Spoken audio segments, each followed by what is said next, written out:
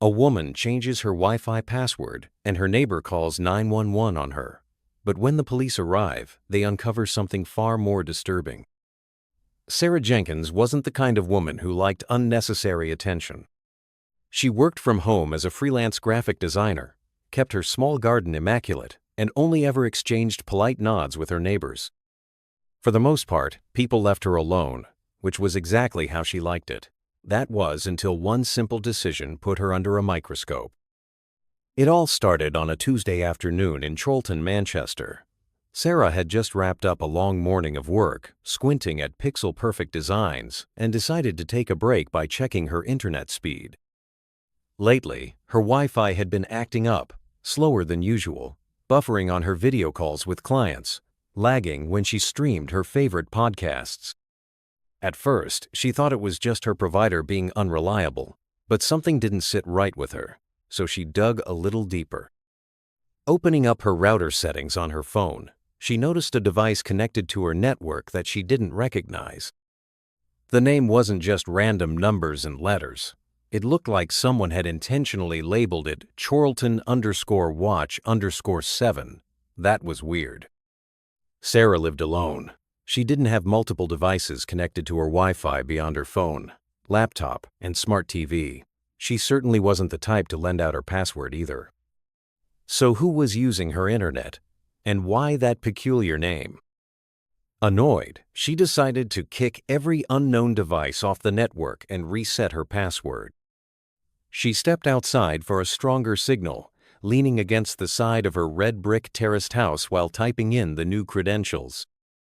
And that's when Agnes Higgins, a retired woman living 2 doors down, saw her from her kitchen window. Agnes, with her pristine white hair and a reputation for knowing everything happening on the street, spotted Sarah standing in her driveway, staring intently at her phone. Her fingers moving quickly across the screen. To Agnes, it looked suspicious. She had never quite trusted Sarah, not for any real reason, but because she never seemed interested in being part of the neighborhood's tight-knit social fabric. Sarah didn't come to the street's annual summer BBQ. She barely waved, and now here she was, standing outside, messing with something on her phone, looking furtive. Agnes's mind, always quick to jump to conclusions, immediately went to the worst, hacking. She didn't know what or why, but she felt it in her gut. Something wasn't right with that quiet woman. Before she could talk herself out of it, she grabbed her phone and dialed 911. Yes, I need to report something suspicious. My neighbor, Sarah Jenkins, she's outside doing something with her phone. I don't know what it is, but it looks very off. Can you send someone to check it out? The dispatcher, accustomed to calls like these, asked a few questions, but Agnes didn't have real answers. She just kept repeating the same thing. She's up to something, I just know it. It's that quiet type you have to watch. The local police were on their way, and Sarah had no idea her quiet afternoon was about to turn into a full-blown investigation. But what neither of them knew was that the real danger had nothing to do with Sarah at all. Sarah had just finished updating her Wi-Fi password when she heard the distinct wail of sirens growing louder. At first, she barely paid attention. Perhaps they were headed to the main road. But then she saw the patrol car slow down and stop right in front of her house. 2 officers stepped out. One was a tall, imposing man with a neatly trimmed beard, PC David O'Connell. His partner, PC Fiona Clark, had a more athletic build but carried herself with a quiet, watchful authority. Sarah let out a slow breath. Here we go. She didn't move from her spot as the officers approached.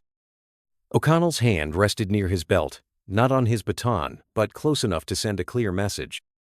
"Madam," O'Connell called out, his voice steady. "We received a call about some suspicious activity. Could you tell us what you're doing?" Sarah frowned, glancing between the officers. Suspicious activity? She was standing in her own driveway. "I'm changing my Wi-Fi password." Her tone carried a hint of confusion, but she kept her voice calm. She knew how these things could escalate. O'Connell exchanged a quick glance with Clark before looking back at Sarah. "Do you reside here?" Sarah almost sighed. What kind of question was that? Her car was in the driveway. Her name was on a small plaque by the door. "Yes," she said, crossing her arms. "I've lived here for 5 years." Before O'Connell could respond, a shrill voice cut through the air. "She's lying." Sarah turned, and there she was, Agnes Higgins, standing on her porch, arms folded, watching everything like she was the street's self-appointed neighborhood watch. "She's always outside doing something shifty," Agnes continued, her voice carrying across the quiet street, "messing with her phone, looking around like she's casing people's houses. Now she's out here standing in the same spot for 10 minutes just tapping away." Sarah couldn't believe it. Was she serious? "I was on my router settings," she said flatly, "because someone I don't know has been using my Wi-Fi," Agnes scoffed. "Oh, sure, and I'm supposed to believe that fib?" O'Connell turned to her. "Madam, do you have any concrete evidence that Miss Jenkins has committed an illegal act?" Agnes hesitated because, of course, she didn't. She just had a deep-seated feeling of distrust. I don't know," she admitted, her voice losing some of its earlier certainty. "I just think you should check her." O'Connell exhaled, his patience visibly thinning. He turned back to Sarah. "Miss Jenkins, would you mind if we take a quick look at your router settings just to clear this up?" Sarah clenched her jaw. She shouldn't have to prove anything, but she also knew how these situations could spiral out of control. "Fine," she muttered, unlocking her phone and pulling up the settings. "Here, take a look." O'Connell leaned in, his eyes scanning the list of connected devices, and that's when his expression changed. There it was, Charlton_watch_7. "Who owns that device?" O'Connell asked, his voice now devoid of any casualness. Sarah shook her head. "Not me." PC Clark stepped in, eyebrows raised. "So someone's been using your Wi-Fi without permission?" Sarah nodded. "And I don't think they were just stealing internet. Look at the connection logs. It's been running non-stop, unusual patterns. Someone's been monitoring something." O'Connell's posture shifted. This wasn't just a petty neighbor dispute anymore. This was something else entirely. Agnes, still standing on her porch, suddenly looked profoundly uncomfortable. "Wait, what do you mean, monitoring?" Sarah turned to her, her eyes cold. "I mean, someone has been spying, and they might be watching all of us, but the real question was, who and what were they watching?"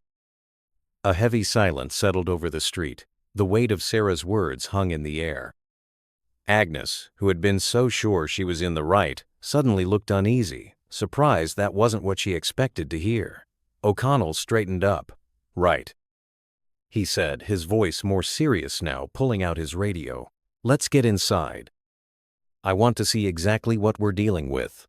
Sarah didn't argue. She led the officers into her house, her frustration simmering just below the surface. She hadn't done anything wrong, yet here she was being treated like a suspect in her own home. Agnes hesitated before slowly following. She wasn't sure why, but a prickle of genuine fear told her she needed to hear this. Once inside, Sarah placed her phone on the dining table and mirrored the router settings onto her laptop screen. The device list appeared. There it was again. Charlton, watch, 7, still connected, still active. PC Clark leaned in, scanning the details. "Can you tell what kind of device this is?" Sarah clicked around, her fingers moving fast, running a quick scan. "I can't tell exactly what type it is," but she opened the activity logs and froze. O'Connell noticed the sudden shift in her face. "What is it?" Sarah's throat went dry. "It's been accessing camera feeds." The room went dead quiet. Agnes blinked, her mouth slightly ajar. I don't understand. What camera feeds?" Sarah's fingers hovered over the keyboard. Then, with a deep breath, she pulled up specific timestamps. "Mine," she turned the laptop around. "My home security cameras. Someone's been logging in and watching my live feeds." Clark's expression tightened. "You're saying someone has been spying on you through your own security system?" Sarah exhaled sharply. "That's exactly what I'm saying." But then her stomach dropped because the more she scrolled, the more she realized it wasn't just her cameras. Her system had flagged multiple IP addresses. Some of them belonged to her network. but others were from different homes across the street. "Oh, this is bad," Sarah murmured, the previous frustration replaced by a cold dread. O'Connell leaned closer. "What do you mean, bad?" Sarah tapped the screen. "Whoever this is, they're not just watching me, they're watching other people in the neighborhood. Look at this. These are feeds from other houses' smart doorbells and internal cameras." Agnes took a frantic step back, shaking her head. No, that can't be right." Sarah turned to her, her eyes filled with a grim certainty. "You sure about that?" She clicked another log entry. A new feed opened. A dimly lit hallway appeared, then a living room with a cat napping, then a shot of a kitchen. Agnes gasped, a choked sound escaping her. "Wait, that's..." Sarah didn't even have to ask, she recognized it immediately. It was Agnes's own kitchen, her cat. Agnes stumbled backward, pressing a trembling hand to her mouth. O'Connell's voice was sharp, cutting through the stunned silence. "How the hell is this happening?" Sarah gritted her teeth. "If I had to guess, someone in the neighborhood set up a fake network, a Wi-Fi signal that looks like a normal open connection. People unknowingly connect to it, thinking it's a neighbor's guest Wi-Fi, and once they do, their devices get compromised. It's a classic evil twin attack." Clark's face darkened. "You mean a sophisticated man? In the middle scheme?" Sarah nodded, her jaw tight. "Exactly. And it appears they've been specifically targeting smart home devices." Agnes's voice shook, barely a whisper. "So you're saying someone's been, what, watching me? My family? My granddaughter when she visits?" Sarah's eyes didn't leave hers. "That's exactly what I'm saying." Agnes sank into a dining chair, her hands trembling uncontrollably. "Oh my God." O'Connell's jaw tightened. "Right. We need to figure out who's behind this, and we need to do it fast." But what none of them knew was that the person responsible was a lot closer than they thought. PC O'Connell wasted no time. He pulled out his radio and called for a specialized cybercrime unit. "This is bigger than we initially thought." He muttered to PC Clark, "If someone's running a surveillance network like this, they're not just invading privacy, they're committing multiple felonies. Not to mention a severe breach of personal security." Clark nodded, her expression serious. "And if we don't stop them now, who knows how many more homes they've compromised, or what their ultimate motive is." Sarah, still seated at her laptop, was already digging deeper. She wasn't a hacker, but she knew enough about network security and IP tracing to follow the breadcrumbs. She opened the detailed IP logs and froze. "Wait, this can't be right." O'Connell looked up as Sarah turned the laptop screen so they could all see. "The data isn't going to some random server in a foreign country. It's being sent to an address right here in the neighborhood." Agnes's eyes widened, a new wave of fear washing over her. "You mean someone close by is behind this? Someone on this street?" Sarah nodded, her voice tight with disbelief. "It's coming from a house just a few doors down." O'Connell's expression darkened, moving closer to the screen.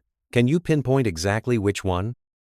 Sarah worked fast, cross-referencing connection timestamps with signal strength and known network identifiers. Within minutes, she had a match. Her stomach dropped. She recognized the address. Agnes did too. "No," Agnes whispered, shaking her head, tears welling in her eyes. "That's..." Sarah cut her off, her voice cold, filled with a grim certainty. "That's Agnes's house." The silence that followed was deafening.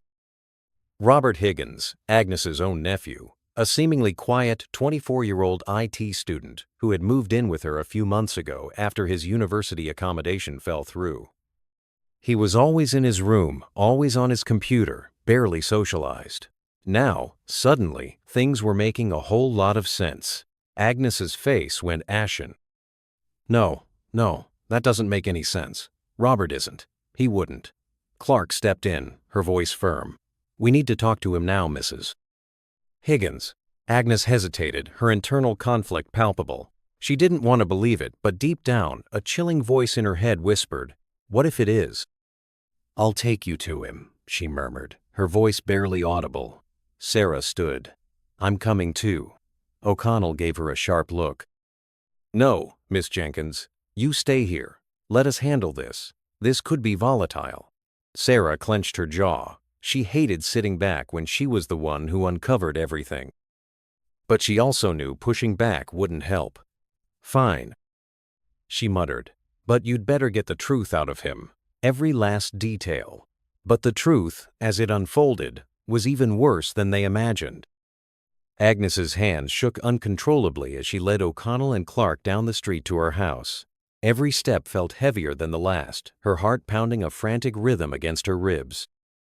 Robert, the boy she had taken in, the one she had helped prepare for his IT exams, the one she had considered almost a son, it couldn't be him. And yet, deep down, a chilling whisper persisted. What if it is? She opened the front door, calling out, her voice trembling. Robert, can you come downstairs for a minute? No answer. O'Connell exchanged a look with Clark before stepping inside. We're going up. Agnes didn't argue. She just wrapped her arms around herself, her breath coming in ragged gasps. They climbed the narrow stairs, reaching Robert's bedroom door. It was silent. No sounds inside, just the faint hum of electronics. O'Connell knocked hard. Robert, this is the police. We need to talk to you. Still nothing. Then, the distinct sound of movement, a chair scraping, hurried footsteps. Clark's hand subtly hovered near her taser. Open the door now. How slowly the knob turned. The door creaked open, revealing Robert Higgins. He looked startled, nervous, his eyes darting wildly between O'Connell, Clark, and his aunt. His hands fidgeted at his sides, his face unusually pale. What's going on? He asked, his voice tight, a tremor detectable. O'Connell studied him, his gaze piercing. Robert, we have reason to believe you've been accessing private security cameras and network data in the neighborhood. You want to explain that? Robert's face barely flinched, but his fingers curled slightly, like he was gripping something invisible. What? That's crazy. He scoffed, forcing a laugh. I don't know what you're talking about. Clark wasn't buying it for a second. Mind if we check your laptop and any other devices, Robert? His jaw tightened, a muscle twitching. You don't have a warrant for that. O'Connell stepped closer, his voice low and firm. Robert, we can easily obtain one, and believe me, it won't be as polite as this discussion. Right now, we're giving you a chance to tell us the truth before this gets far, far worse. Your aunt is here, Robert. A long, tense beat stretched between them. Then Robert exhaled, a sound of defeat. Look, He ran a hand through his unkempt hair, avoiding his aunt's gaze. I wasn't doing anything illegal, okay? O'Connell cut him off, his voice sharp and unyielding. Then why is your IP address linked to a sophisticated network breach involving multiple homes, including your aunt's? Robert froze, all color draining from his face. Agnes's voice broke, a raw plea. Robert, please tell me you're not involved in this. Tell me it's not true. His eyes darted to her, and for the first time, his arrogant mask cracked. Real, raw regret flickered in his eyes. I didn't mean for it to get this far, he muttered, his voice barely audible. It started as a challenge. I wanted to see if I could get into someone's Wi-Fi, just to prove I could. O'Connell's voice was a low growl. So you admit you engineered an evil twin attack and hacked into the neighborhood's networks? Robert hesitated, then he gave a weak nod. Agnes's breath caught in her throat, a strangled sob escaping her lips. Robert kept going, his words tumbling out faster now, a torrent of confession. It was just supposed to be a prank, a bit of a laugh, but then I saw the security cameras, and I got curious. I wanted to see how deep I could go, what I could access. Clark's eyes narrowed dangerously. Curious or obsessed, Robert? And what exactly did you plan to do with all that footage and data? Robert didn't answer. O'Connell's patience ran out entirely. How many people have you watched, Robert? How many families have you violated? Silence. Then his voice dropped, a chilling, detached admission. I don't actually know. It just kept expanding. There was so much to see. Agnes staggered back, pressing herself against the hallway wall, a horrified gasp tearing from her. Oh my God, My granddaughter. You watched my granddaughter?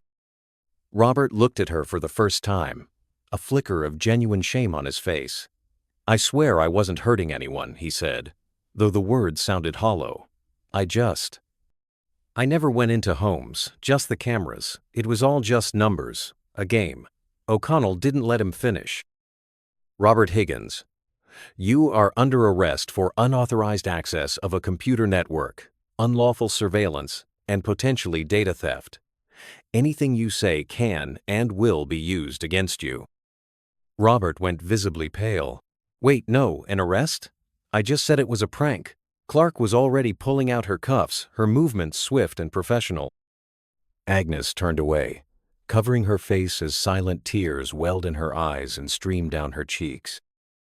Sarah had been right all along, and the worst part was she had called the police on an innocent woman when the real, insidious danger had been inside her own house the whole time. A monster she had unknowingly sheltered. But this wasn't over yet. Robert didn't resist. He stood there, wrists bound in cuffs, staring blankly at the floor as O'Connell read him his rights. It was over for him. Agnes's breath was shaky, ragged. She couldn't even bring herself to look at him, her own nephew.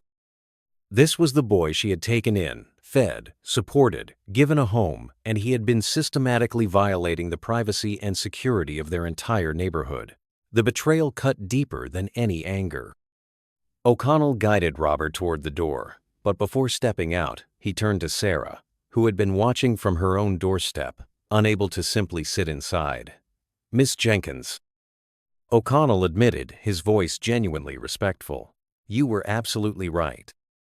If you hadn't caught this, if you hadn't dug deeper, we might have never known the full extent of this. Thank you. Sarah didn't say anything at first. She just let out a slow breath, looking between Robert, now being led into the patrol car, and Agnes, a figure of profound sorrow on her own doorstep. Then, finally, she spoke, her voice calm, but the weight behind it was unmistakable. You know what's crazy, Agnes? Sarah's voice carried clearly across the short distance. I was out here minding my own business, just trying to fix my internet, and yet somehow I was the one who got 911 called on me. Agnes flinched. She had no defense because there was none. I was wrong, Sarah, she murmured, her voice choked with tears and shame. I made an assumption about you, and it was completely unfair. I'm so sorry. Sarah let that sit in the air for a moment.